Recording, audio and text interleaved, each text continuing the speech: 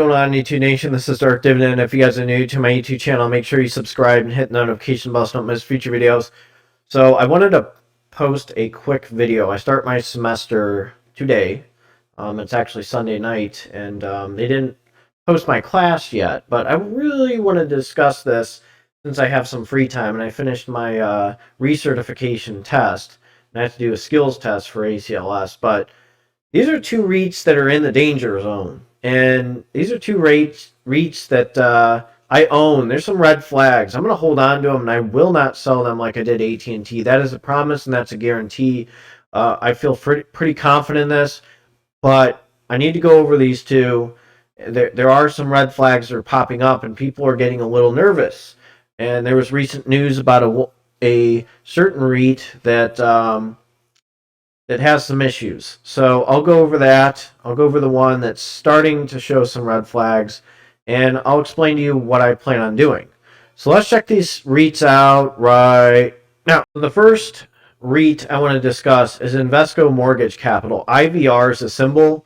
It's sitting at 172, has a dividend yield of 20.93%, volume 5.40 million. The market cap is 567.44 million US dollars. Its year range was 166 to 460, and its day range was 168 to 174, and its previous close was 170.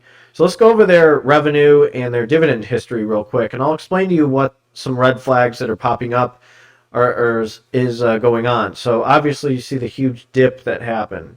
At one point they were at 1781, pandemic hit, and they're sitting at 172. So they really haven't rebounded since the pandemic. So let's check these guys out a little bit. This is in millions US dollars. 2015 it was 650, 2016 it was 478, 2017 is 545, 2018 it's 643, 2019 it's 778, 2020 it's 280, and 2021 it's 169. So you're seeing an increase from 2016 to 2019, 478, 778. Pandemic hits, 2020 280, 2021 169. So let's go over their recent revenue. It's still down at 73.76. It did go up. Diluted EPS negative 34. It's up 81.11%. Net profit margin 110.11%. Went up 6.23. Operating income still down. Net change. So right here, the revenue in September 2021 went down 33.46. Now the diluted EPS is 0.17. The net profit margin was 88.4%, but still, they're making revenue. December revenue negative 57.46 million. The net income negative 64.65 million. Diluted EPS negative 0.23. Net profit margin 112.5, and then is at 19.96 right here. March 2022. Revenue.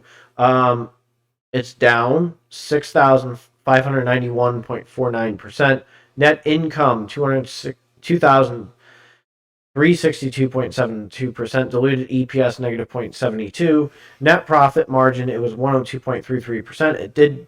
That's a percentage down. Operating income was negative. Net change in cash was negative. But this is the big news that they made recently. They made a reverse stock split. It's expected to take effect following the closed business on June 3rd, 2022, at which one time every 10 issued and outstanding shares of the company's common stock will be converted into 1 shares of the company's common stock. So I'm going to think, in theory, okay, I've looked at a lot of theories as to why they would do this. So let's go back to the price per share on IVR. Okay, one thing. There's a huge dip. A lot of shareholders and a lot of board of directors sometimes do this so that they don't get delisted. That's one thing that a lot of companies do. 2, there's a lot of dilution in the shares. So they do that, kind of combine it, squeeze everything together. It gets the price per share up. That may attract more investors. Some people like you and I don't like a dip. They like to see things go up. So that's one thing. 3, if you look at the dividend yield, it's 20.93%. Now, that's not going to be sustainable. 4, I always said that these guys are risk, and don't put all your eggs in one basket. Things can happen, but I think they're trying to make this more positive because of the pandemic. Now, I'm going to hold on to these guys for the long run. I think that the potential that they had before the dip, they were at $18.23. This is something I'm going to hold on to. This is a risk of a stock. This is a major risk because you see all this stuff going on. Everybody's worried about recession. They're worried about stuff going on. And the real estate sector and the mortgage-backed real estate sector, or MREITs, is taking a huge hit right now. So I wouldn't want, I'm a shareholder, you get delisted, that's bad. So that's one thing that people really try to do, is prevent things like that from happening. Now, you guys can correct me if you're wrong, but that's what I've read and studied. In theory, that's what they do. Now, it makes sense. What happens if these guys keep on dropping? And look at how diluted, how many shares they got when we bought the dip with those guys. So that's a big reason why people will do that. Now, I'm going to be long on these guys. I believe it's a risk. And, they've been around. They have a pretty good name for themselves. And the dip's there. So I'm going to hold on to these guys in the long run. I may buy $100 more shares and go from there and see what happens. But that's kind of the risk that I'm going to take with these guys. So let's jump to the next dividend stock. And that next dividend stock is Omega Health Investors. It's sitting at $28.35. It has a dividend yield of 9.45%, a PE ratio of 15.66. Volume is 3.42 million. The market cap is 6.67 billion US dollars. Its year range is 2481 to 3820. Its day range was 2782 to 2895, and its previous close was 2909. So there's a few red flags I want to point out. I just want to do a brief overview and review about these guys, go over the revenue, and then show you the red flags that are popping up. So first of all, Omega Health Investors, it's designing for communities' individual needs for the keys to long-term value. We have unrivaled knowledge in individual needs and long-term elder care trends in every region in the U.S. and in the UK, and our scale enables us to focus on the majority of our capital towards continual improvements in our portfolio for mutual benefit of our operators and investors. Our reinvestment programs include property market analysis for a full 360-degree perspective of a stakeholder needs for each facility. So there's 938 facilities in one foreign country in the UK. So I'll just click the state of Ohio right here, and I'm going to click the PDF for their facilities. So I'm just going to use the state of Ohio as an example. So there's skilled nursing facilities. Actually, some of them I almost took a job at when I was a new grad nurse. Here's Cuyahoga Falls, assisted living. I almost took a job there years ago. Canton Healthcare. There's a behavioral psych. Just all these skilled nursing facilities that you're seeing in assisted living.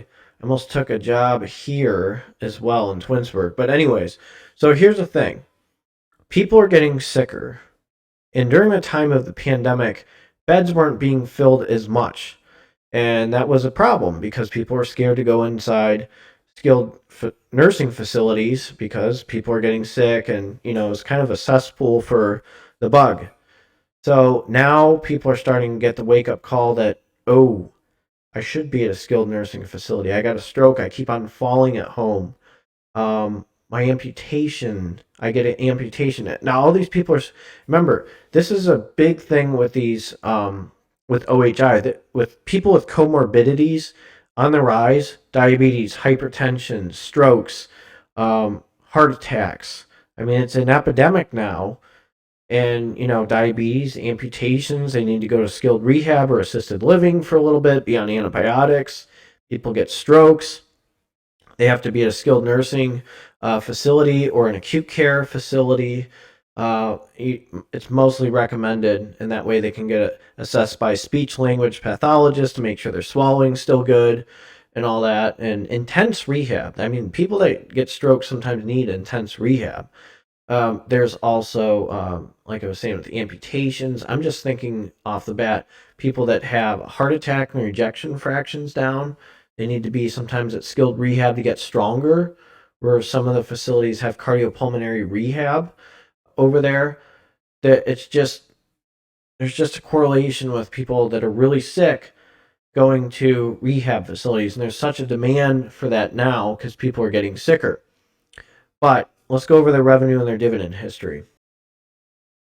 Okay, so there's a few things let's go over. 2015, 743. This is in millions US dollars. 2016, 900. 2017, 908. 2018, 881. 2019, 928. 2020, 892. 2021, 1062. So I'll go over the dividend history on IVR and Omega Health investors after this, after I go over the revenue and some of the red flags. So this looks good, but in theory, let me show you something that could be a problem. So here's the thing that's red flag right here that we need to be very close with. The payout ratio is 144.86%. That is a lot. Dividend yield is 9.22%. So we have to be careful with that payout ratio of 144.86%. So there could be a dividend cut. And again, this is not financial advice for entertainment purposes, only disclaimer in the description. But there are some red flags, and these guys could be in the danger zone. So let's go over the dividend history of IVR and OHI. Looking at 2016 with IVR is 40 cents and 41, then 42, then 45, then 50.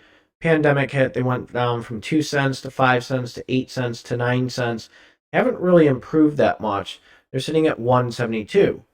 So they're going to do what they can to make sure that they're not delisted. And like I said before, that's some of the reasons why many companies, have a reverse stock split.